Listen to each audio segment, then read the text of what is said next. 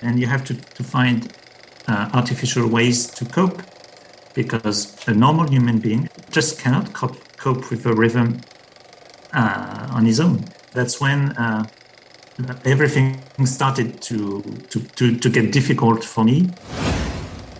But at some points, I was meeting old friends, and they say, "We don't recognize you anymore." The problems came one by one. They added up on top of each other, but the company was successful.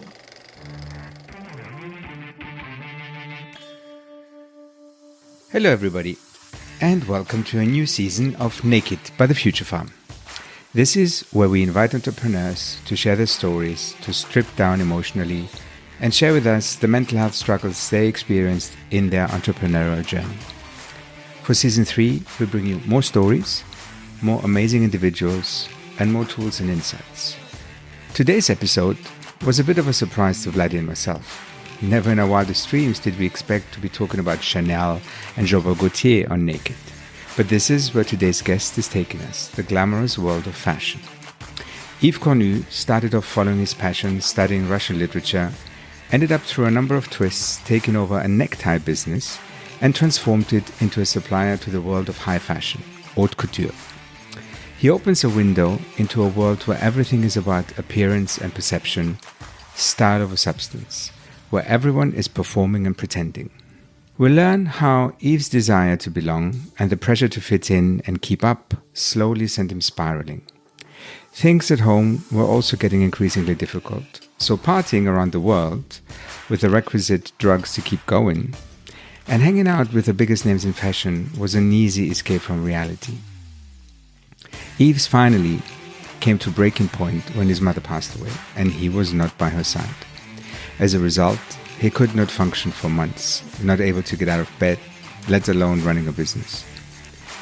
How do you recover from that? How do you rebuild your life? And what about the business? For Yves, it was first and foremost his daughters and then his new life partner who helped him get better. He also had therapy and coaching, and very importantly, a complete disconnect from his old life. But it has also taken him 3 years for that. Now, Yves is happier than ever, a fulfilling marriage, a business that values humans and the environment, and a life as far away as possible from his old one. We are very grateful to Yves, if only for the very last thing he said in our conversation. There's always hope, hope, hope, hope. Please meet Yves. And just before we do that, a quick reminder to please subscribe, rate and review Naked to help us reach more people with stories such as Yves. This is Naked by the Future Farm, where entrepreneurship is stripped to its vulnerable core. Brought to you by Vladi Meshko-Brestinska and Nectarios Lolios. Hello Yves, and welcome to Naked by the Future Farm. Hi, Nectarios. Hi, Yves. Hi, Vladdy. Pleasure meeting you. Finally, heard a lot about you. Okay. We usually do a small check-in about where we are, so I'm in my usual home in London. Where are you, Yves? I'm currently in my office in Limoges, which is in the southwest of France, where we finally got sunshine after 2 months of rain. It's been a dreadful summer so far. Yeah, and you shared with us you're in the middle of nowhere, which I was like jealous of. Because you can see the nature behind you in the window. Absolutely. Our office, which is a wooden building, neutral in CO2 emissions, etc., is located in a forest. Which is just a fantastic place to go to work too, because when I want to get out, I just get out. There's Wi-Fi around, and we have beehives, and we have tables outside, and it's a wonderful place to work. Wow. Even more jealous. But we have good weather. I'm currently in Slovakia. So no Pakistan, no London at the moment, but spending a few weeks here. The people who listen, they know that we venture out a lot in different places. I'm still digesting the beehives. I mean, I heard many things, but having beehives around your office is, wow. Are they on the roof? I know this is a complete derail, but are they the beehives that people keep on the roofs of the buildings?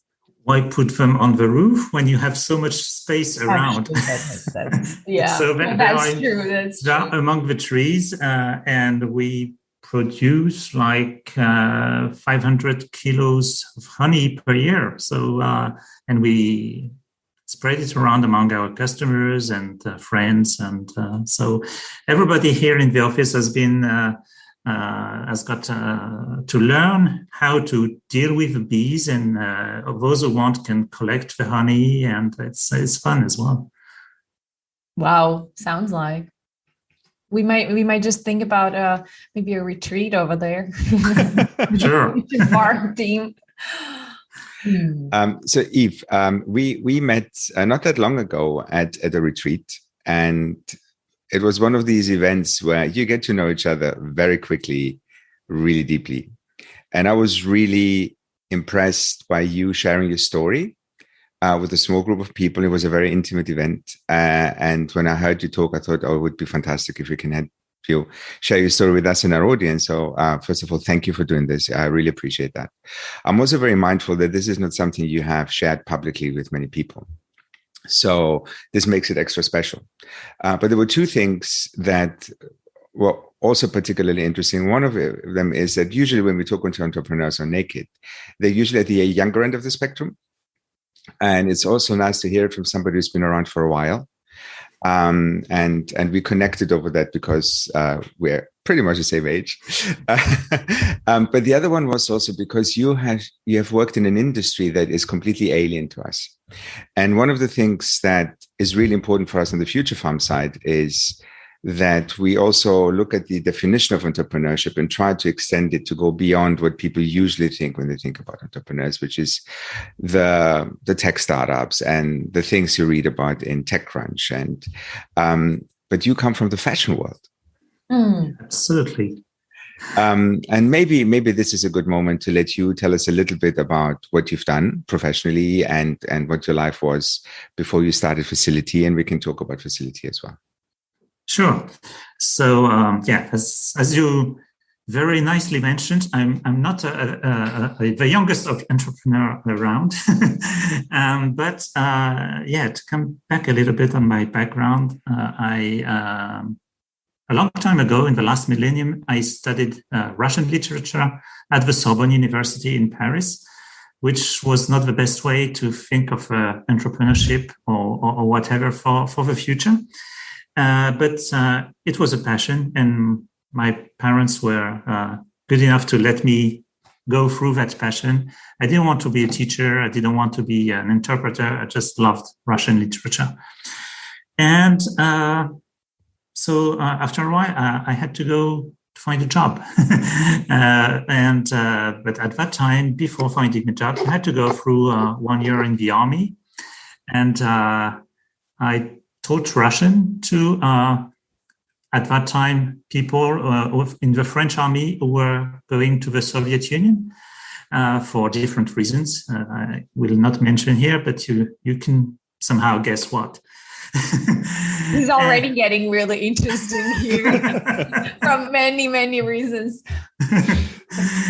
And then after that, I worked a little bit for the French Army as what is nicely called a liaison officer, and then I decided that was not for me, and I looked for a job, and I found my first job in the fashion industry, which was completely by chance. I worked for many years for a retail chain store in France, which was very interesting. But at the end of the day, it was just being part of a big group and just being a number, and just that was not me.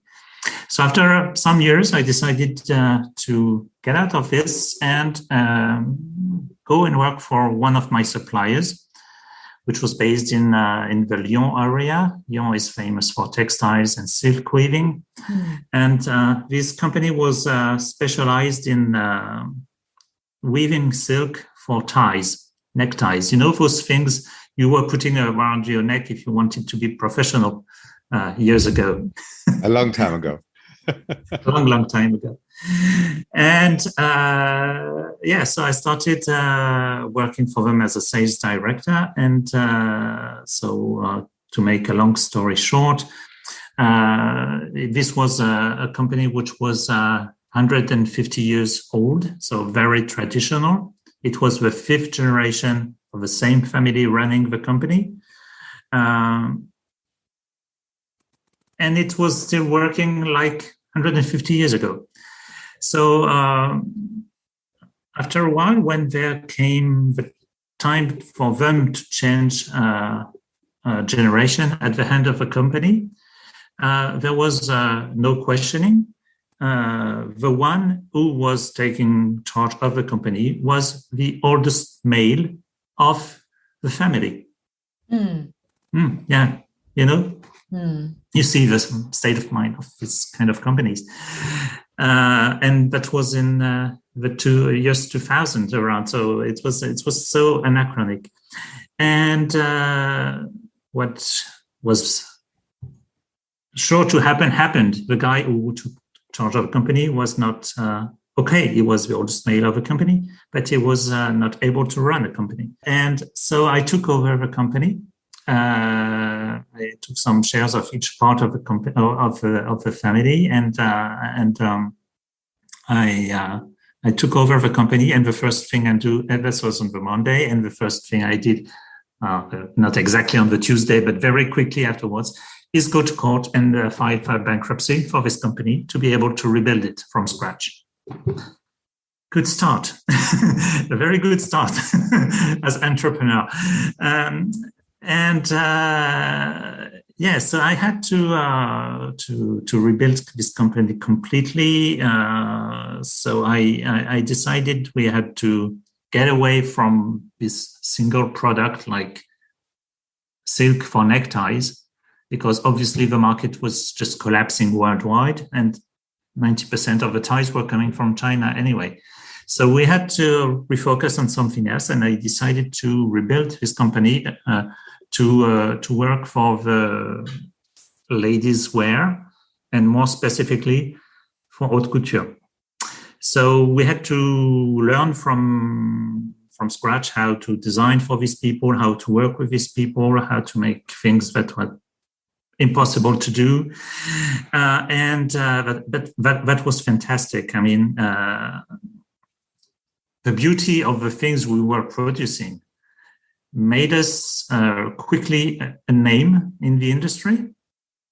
And so we started working with all the great French haute couture houses, maisons like Jean-Paul Gaultier, Chanel, Zedina Laya, whichever. Was this your very first entrepreneurial experience? Absolutely.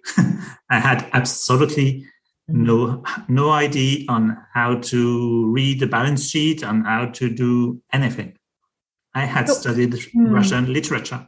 Yeah, because you sort of say it very lightly and with such a, ease. You also said like you entered the fashion industry by chance, right? So not by design. And then you also said like, they told me they're leaving, you are not leaving. And so I took over the company. And there was such an ease in how you said it. Yeah, because it was easy. It was really easy.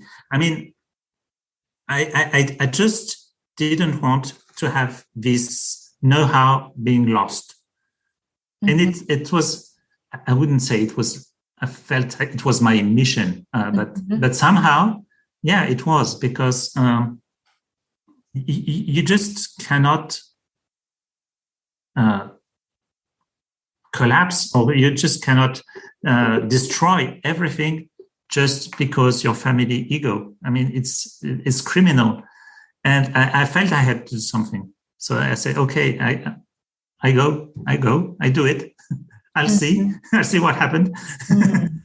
Yeah, because we talk a lot here on the podcast about this intrinsic motivation, deep motivation for entrepreneurs to go on that mission to do what they want to do, right? So I was curious what that is for you, and it came through, like at the richness of that, I guess, the tradition and everything that you saw is there, and not to be destroyed by, as you said, the family disputes and stuff. So yeah. Did it feel like a risk? As in, were you scared? I mean, it's one thing to go, yeah, I can see how it works. I've got this vision on how we can turn this around. But were there also the voices in your head going, okay, can I actually deliver on that? I haven't done it ever. At that time, I wouldn't say, I didn't even think about it. I really, because I don't know, maybe because it was a big time of questioning for me as well in my family life. I was so my first marriage was not going very well, and etc. And I thought, okay, I have to just forget it. I don't know what's going to happen anyway, but if I don't do it, it's done. I mean, the company's done. So let's try. I mean, the questions came later. The questions came later because, of course, as I told you, first thing I did was put this company in bankruptcy to rebuild it. So you have to face the court, you have to face the bankers, you have to face these kind of things, and then the questions come because you have to offer something, you have to build up a business plan, something I didn't even know of, these kind of things. And I had ideas, but it's a different thing to have ideas and to put them into perspective and to start working on them. So, the questions came later because the success came very quickly. And this reassured all the people around, like bankers mostly. But that's when I started to ask myself questions. Was I legitimate to run this company? And I felt I wasn't. So on top of... that came when the company sort of was climbing the success. Yeah. That's weird. That's weird because I definitely saw there was a big success coming, and that's when I got a little scared, and I thought I have to do something to reassure myself, and the company was running pretty well, and of course, rebuilding a company on a different product, bringing it on a worldwide basis as well. I was traveling all the time. I decided, in order to bring myself this legitimacy, I have to go back to school.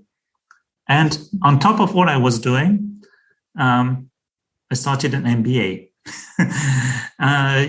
So, just in my free time, like middle of the night and weekends.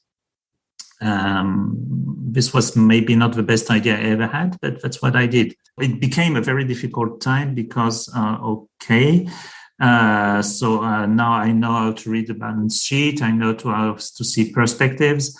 How do I bring the people in the company which have always been, somehow, I wouldn't use the word slavery, but the company was run like in the 1900s. And so how do I bring them to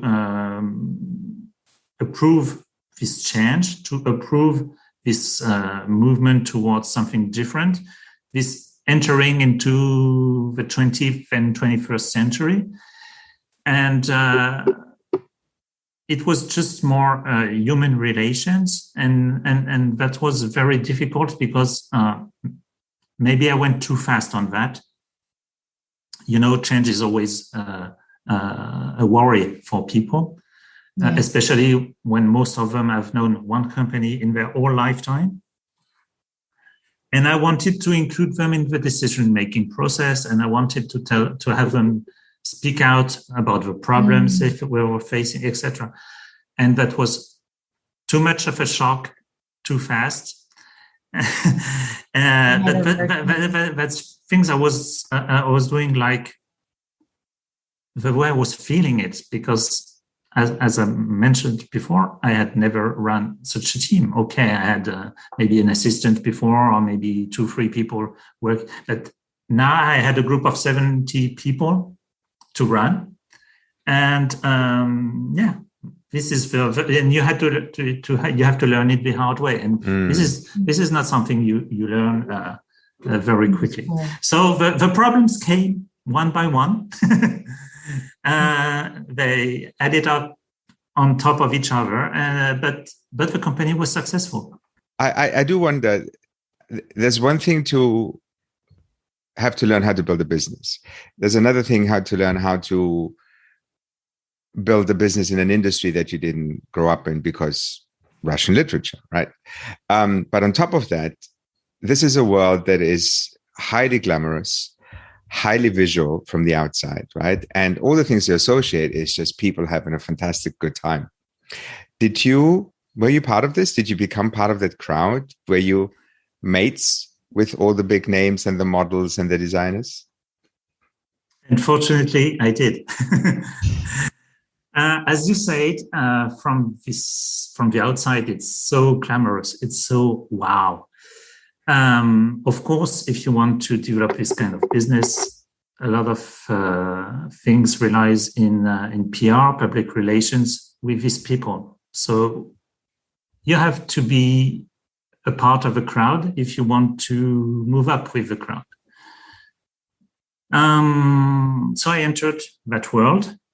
At the beginning, to me, it was like acting, performing something. Like, okay, I have to pretend. I have to be nice. Mm-hmm. I have to wear the right things, say the right words at the right time. I entered this glamorous world little by little, but it's not a world where you can partly enter. Mm-hmm. Either you're in or you're out. Mm-hmm. And somehow I was caught up in this like hurricane, like, you know, once you're in, you can't get out. And it took more and more on my personal life, because this is a world of partying, of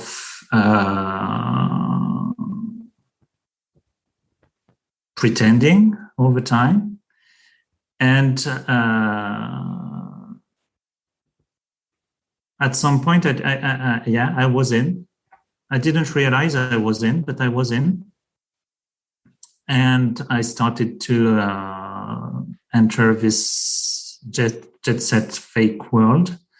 So I could go, for instance, I could fly on a Friday to Brazil for a party on the Saturday and fly back on the Sunday. I could go to New York for one day, or Mexico City, or whatever. That was crazy.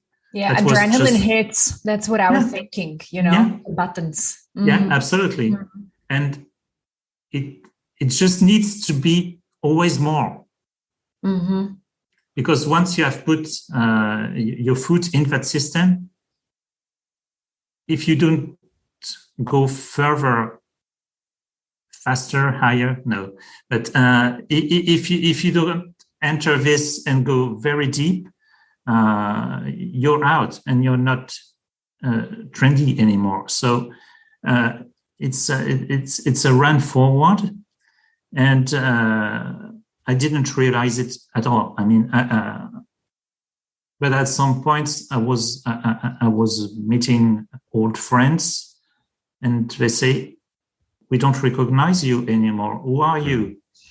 Mm. Because to keep up with the rhythm, traveling around, I traveled so much at that time. One of the positive things is that I got the platinum for life status at Air France. Yeah, I guess one. I don't even need to travel at all anymore because I got this status for life, and it's very, very, very seldom given. So just to give you an idea of the number of hundreds of thousands of miles I was flying per year.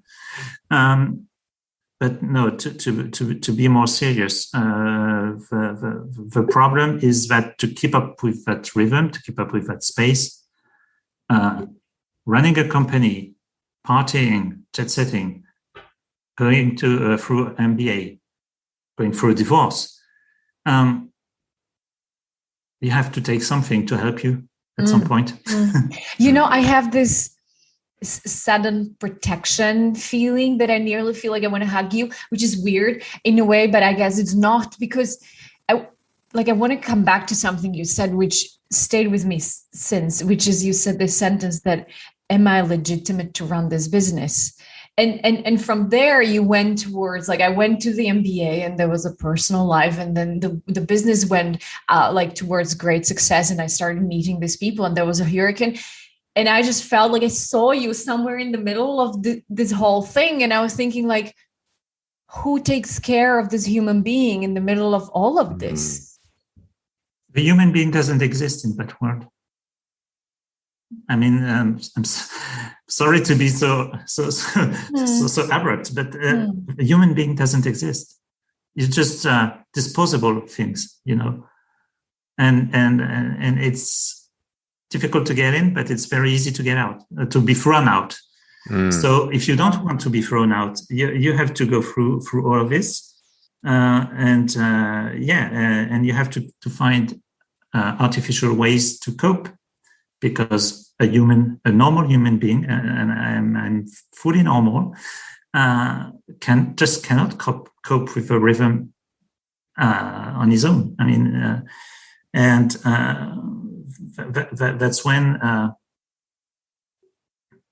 everything started to get difficult for me, and the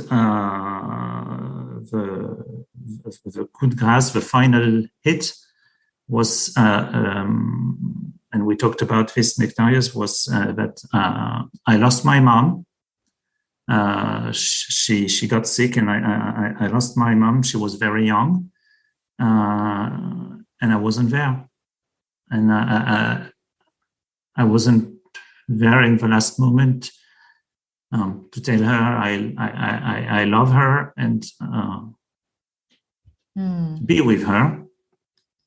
And very quickly after that, I lost my dad, because it just simply couldn't live without my mom. And my whole world collapsed. And it was like I blew up. I didn't know what I was, where I was. I didn't know how I had to behave, and it was just like a complete blow up. And I was personally destroyed. I was not able to do anything anymore. There was a morning I just couldn't get up. That was it. Finished, over, party over, game over as well. So of course I was not able to run the company. I was not able to do anything. And these were very, very, very hard times for me. It could end it in a very bad way. I could have ended up in the street. I could have committed suicide. I don't know. Anything was possible. And I thought that, okay, I just need to rest for a while and start again. That was completely stupid, because when I got out of all this, I said, okay, I'll take a 2-3 weeks break and that will be over. So when you say start again, you mean going back to the same old? Of course. And then I say, okay, stepping back a little, a few weeks, maybe take a holiday or something. And I just wasn't able to do anything during 6 months. Anything. And so I got rid of a company. Thank God I have 2 wonderful grown-up daughters who were around me, who helped me. But without them, I don't know what would have happened. And basically, it's taken me, almost 3 years to recover. I worked with a psychologist. I worked with a bunch of people who really coached me and helped me. But these were difficult times. Thank you, Yves. Thank you for sharing this. It's a harrowing story, right? And there are, and now hearing you going into a bit more detail, there's a couple of things that really stand out for me. And that's this thing that wasn't clear to me when we spoke last time, which was this feeling of being trapped inside something, not being able to get out, but at the same time, something that, because you started by describing this world as a world of pretending, something that feels deeply inauthentic. Yeah. So how can you marry this inauthenticity of this whole industry and you not feeling part of belonging in there, but at the same time knowing that the only way to exist is within that tornado, right? When you were in it, and you know that I'm asking this because I had my own experience of being in something that didn't feel right, but still going at it, right? Without achieving platinum status with British Airways for life. Did you feel the tension? Did you actually have that experience of, I actually don't feel like I belong here, but I'm just going to go with it? Or did you really blinkers, just shut it down, use whatever chemical assistance you could find to survive within that? I'm curious if there were these little voices, but you just shut them down, or were they not there at all? They have sometimes been there at the beginning. But as I was mentioning, my private life was also in a difficult moment.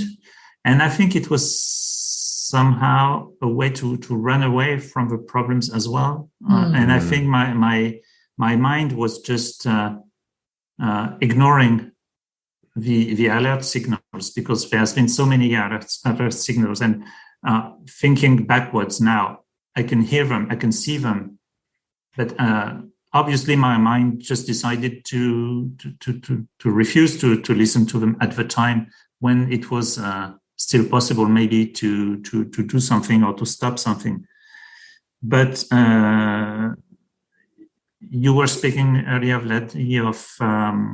adrenaline. Mm-hmm. And I think it was also part of it, because if I go home, I have to face my problems. If I go on running away,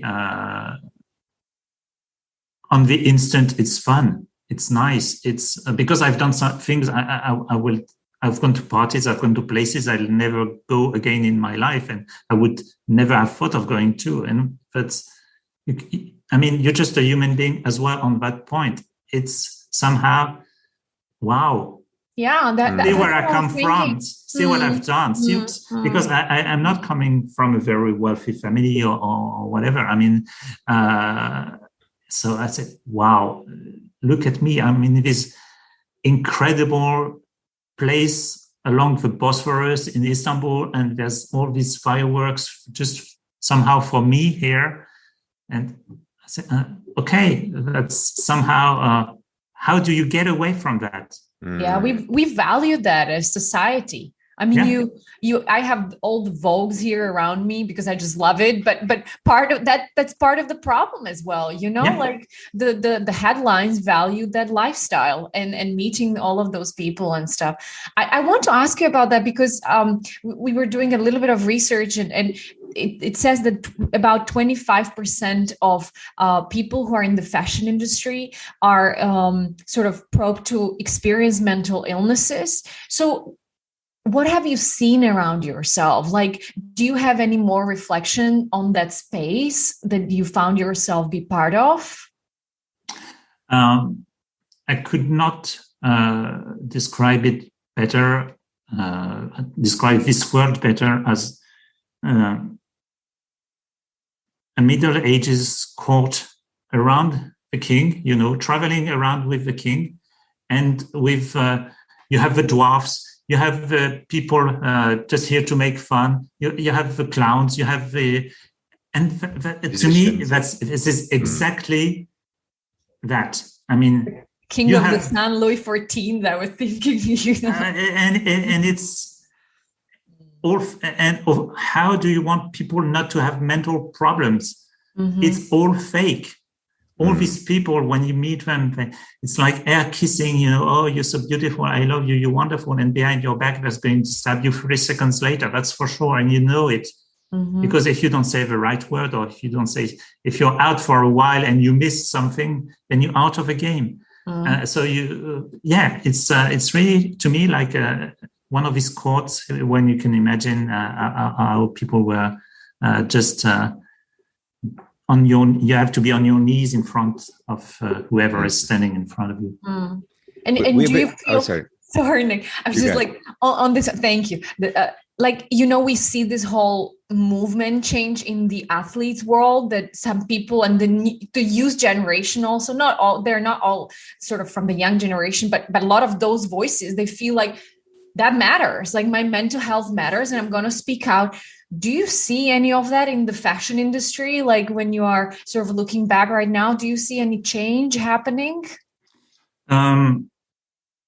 I've completely cut all my relationships with that world. So I could not say how it's evolving. But what I see from the outside is not very enthusiastic, I think, because... you have this new trend of influencers and this kind of people. I'm sorry, but I think it's just getting worse and worse and worse. And maybe things like I wouldn't speak about sexual abuse or these kind of things in that world are changing because people speak out. The models speak out. Maybe some things are evolving on the side of models, but on the whole world or the whole community, I wouldn't be so sure. So we're big friends of Esther Perel, who is a psychologist who has her own podcast, and in one of the episodes recently, she had 2 models who are talking about how they want to find a different way of working within the industry where they have more choices and being able to be allowed to have a baby and all these things. And it was really insightful to get their perspective as women in an industry that is built on being a commodity. Mm-hmm. And it was just an interesting facet and it didn't sound like a lot is changing. But I also find it really interesting that you said, look, I've completely disconnected from this world. So kind of also reflecting back on your journey, it's also interesting to see, okay, there were the signals. I did hit my lowest point. I had to rebuild myself up. But I have a feeling that in order for you to be well, it also means a complete disconnect from this toxic artificial environment. Yeah, that was absolutely necessary for me. I couldn't even seeing it from now with a few years backwards. I can't even understand how I got to this mess. But there was no way to continue to have any relation. And anyway, once you're out, you're out. I would like to go back a little bit to one phase that you described. And it's also because right now I have somebody very close to me who is in the space of sort of paralysis from analysis and a lot of anxiety from a lot of options in his life. And we are worried as a close people around that person, like, because he doesn't yet feel that he's ready for the help. He doesn't want to hear the help. He doesn't want to hear the other perspective. I want to sort of learn from you, like, how was that for you? Because you described like there were a lot of things that were piling up and hitting, and you find yourself paralyzed for 6 months, you said, not to do anything. What was that? What was it that made you think like, okay, different, this needs to happen, this needs to be different, I need to reach out for different support systems, I need to redesign this, reboot myself? What was that sort of made you rewire that thinking process or feeling? I think it was definitely my relationship with my daughters, because we've always been very close, and they of course, they could see something was wrong. I mean, it was not possible to not to. And they were still studying at that time, and their relationship with their mother, with whom they were living, was very bad. And they were still minor at the time, and they required a judgment to come and live with me, because the relationship they had with their mother. And I said that was, I think, the triggering point, and said, okay, if you want to come with me and I'm in that state, that's never going to happen if I go to see a judge and I'm like a wreck. So I think that was maybe what kicked me in the ass and made me stand up again, or whatever. I think that was the trigger point. Yeah, I'm hearing love. I was listening to another podcast which is about eating disorders, and the psychologist said that, how do you support those people when they're in that space? And she said they just need to feel the unconditional love. Really, that's one of it. So that's a little bit what I'm hearing here as well. So you're going through this process of grieving your parents, grieving to some extent your old existence, because no matter how bad it was, you still feel the loss. At least this is me bringing myself in, looking back and going, it was a shit show, but I still struggled to come out of it. And now you've started something new. So you're involved with something very different. And it was funny because when we first met, the first thing I remember you saying was how passionate you are about your garden. So this was not the story I was expecting to hear the next day after saying, oh, this is this gentleman who loves his garden. And then you go, no, I was on a plane partying with fashion people. And then, but you're also doing something different again. So your life has taken a complete turn, right? 2 questions. Let's start with the easier one. What is it that you do now, Yves? Okay, so transition after all of this mess, I went abroad. I went to live in Switzerland for a while. I enjoyed it. Quite an easy and very, very, very quiet life. But I met the new love of my life. I met the person who was going to be my new wife. And she said, Switzerland's not for me. Please come back to France. I said, okay. So I looked for a job in France. And I said, okay, not in the fashion industry. I found a job as sales director in a shoe company, luxury brand. I said, okay, that's not fashion. I can go. I went there, based in Limoges. I said, after a very, very short time, I said, no way. I'm going back in the same way. It's not fashion, but it's the same thing. That's what I was thinking. Like, isn't that fashion? Yeah. For us here people.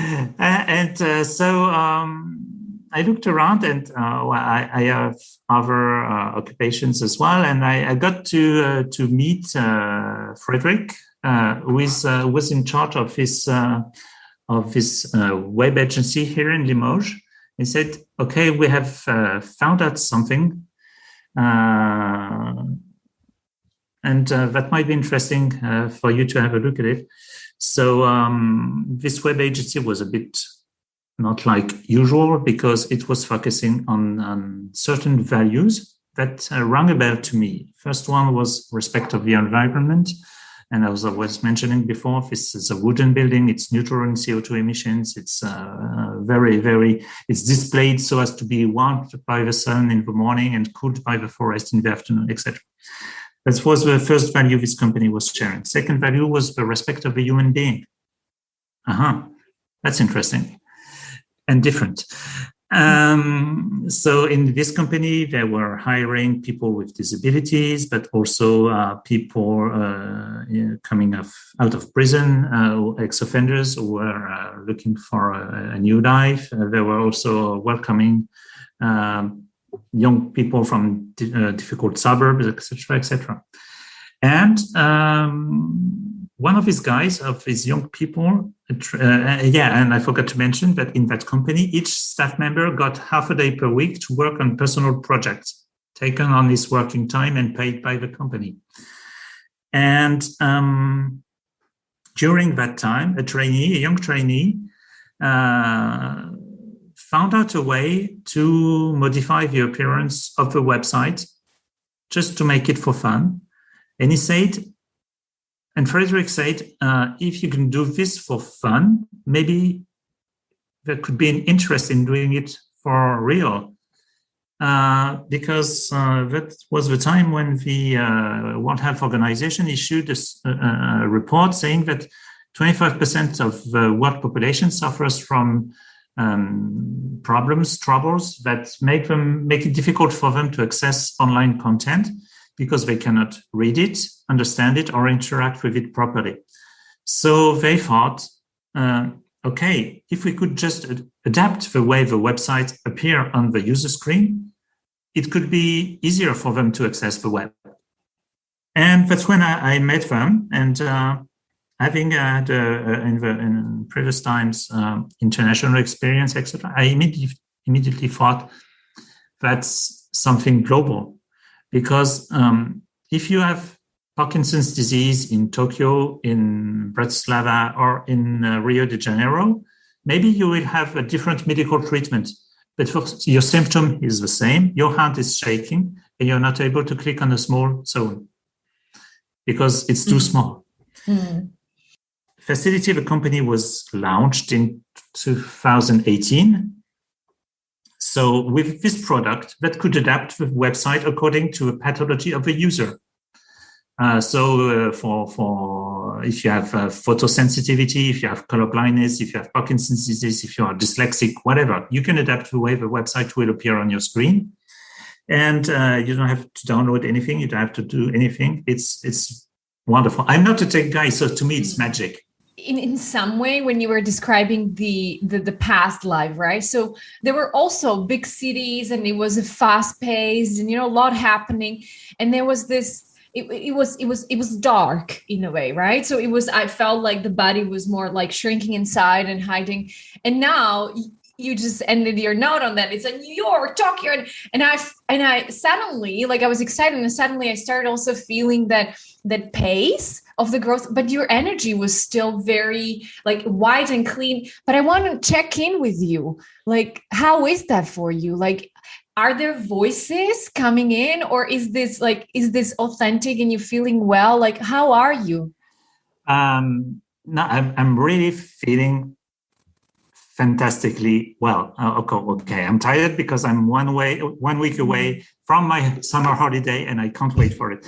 But I'm doing very well because I found I finally found a real fantastic balance in my personal life. So I'm remarried now, and we've just the full opposite of my first wife. So it's just and we're having fun. It's great, and it's the anti-glamorous person, and so first thing, I'm really balanced now. My daughters finished their studies and they have very good jobs, both of them. So that's done as well, and I'm proud of it. And yes, when I started working with facility, my first feeling was, okay, that's somehow it might be your last job before retirement. But I'm going to end up with something positive and something that can leave something behind and help people. And I was seeing it as a slow move toward retirement and in a positive way. But there's no way I'm going to stop now. I mean, it's growing so fast and so great. And I'm working now. Most of the staff is the age of my children. And it's so much fun because it's a completely different way of managing people. If they want to tell me, okay, forget us, leave us, I don't want to talk or whatever, you have to accept it because it's a different generation. It's fun, the way you interact with them, sometimes I think they see me like the old wise man, and but it's really fun. And no, I'm really enjoying it. I really, really do enjoy it. That's really good to hear. Are you doing anything to look after yourself and your mental health? I have decided that there is no way at any point that I'm going to let my job destroy me again. There's no way that's going to happen again. And we are very clear with my wife because she's a professional as well. She's very busy as well. But when we feel that it's going too far on one side or the other one says, no, it's time to stop. That's it. And we have found this way to counterbalance each other, and that's working pretty well. Also, as I was mentioning, we live in the middle of nowhere in the countryside. We have a big house, big garden. We have officially one cat, and we have many cats. All the cats of the surroundings know this is the rescue house, where they are abandoned or suddenly we have cats in the garden. We don't know how they came here and why and how, but they stay here. So that's why I say we have one cat officially. Anyway, this kind of things is so important for your mental stability, that you can rely to real things. Put your hands in earth and grow your tomatoes, or grow even if nothing's growing this year because of the dreadful weather. But it's very important to have this balance with the real life. And that's not a thing I will decline anymore. There's no way. I think this may be a good point to conclude. I'm really so grateful. I think I can speak on behalf of both of us for you 100%. To share your story with us. It was actually even more rich and more extreme than when we had our first conversation. But it's also so wonderful to see how during our conversation, your face lit up at the end when you talk about facility, and you give off this feeling of being in a good place and knowing what matters and knowing how to manage things. So there's always hope. There's hope. It's always possible to come out of something.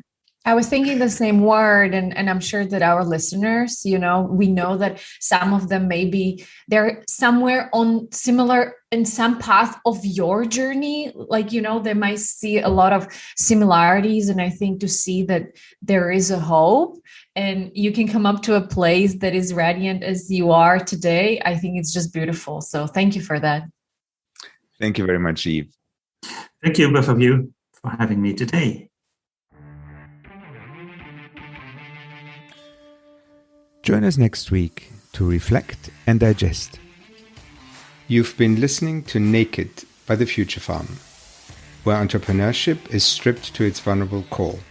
To learn more about our work, sign up to our newsletter or visit thefuturefarm.co, where you can also apply to be a Naked guest.